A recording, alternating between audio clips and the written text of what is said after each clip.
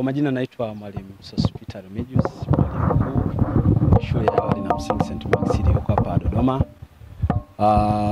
Kiukweli kabisa tulipokea kwa masikitiko taarifa za mwanafunzi wetu Gracious Hamisi, kulingana na namna ilivyofahamika huko kwamba alimpoteza mzazi wake mmoja katika mazingira ambayo sio mazuri. Na kama shule kwa kweli hatukupendezwa sana, tulisikitishwa na tukio hilo. Kwa maana hiyo tumechukua jukumu la kumpa ufadhili mwanafunzi wa kusoma darasa la 7 bure, lakini pia atafadhiliwa kwa elimu yake ya O-level kuanzia form 1 mpaka form 4 shule yetu atakayokwenda. Na ufadhili huo unatolewa na mkurugenzi wetu Bwana Aristides Mtungi, kwa atahakikisha anamfuatilia mpaka pale atakapoweza kuwa amemaliza kidato cha 4. Lakini sambamba na hilo tunafahamu kwamba tukio hili ni kubwa kwa mtoto na kwa familia. Kwa maana hiyo kama shule tumejipanga kuhakikisha kwamba tunaishi naye vizuri, psychologically aweze kuwa settled, tukizingatia yeye yuko katika darasa la 7, darasa la mtihani. Kwa hiyo kwa majukumu hayo alionayo lazima tuweze kukaa naye vizuri kuhakikisha kwamba tuna mwendo vizuri, anaweza kuwa well psychologically ili aweze kuendelea na shughuli zake za kawaida na hatimaye aweze kufanya mtihani wake wa mwisho vizuri. Kwa majina naitwa Salma Marejani, ni mama mlezi wa Gracious Hamisi.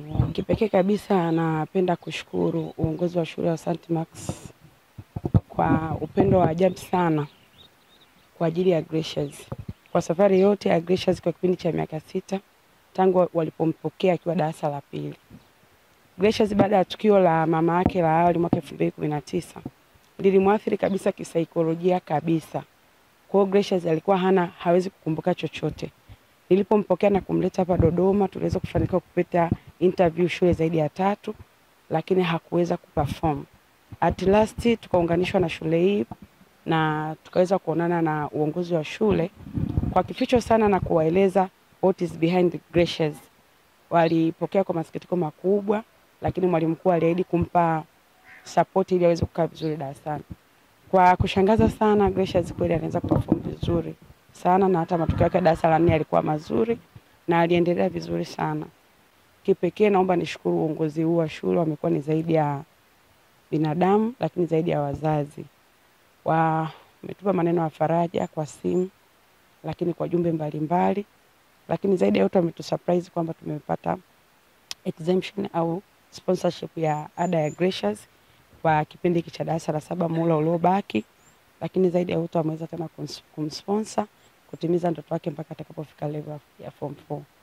Ameenda na saizi atapumzika kwa amani, lakini zaidi ya yote naomba atapumzika kwa amani kwa sababu haki ni jibu la amani, amani kwa familia, amani kwa taifa.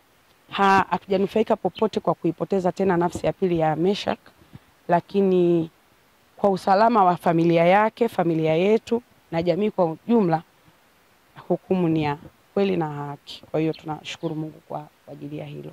Lakini zaidi tunasikitika pia kupoteza pia mwanadamu mwingine pia ambaye pamoja na yote ni baba Gracious.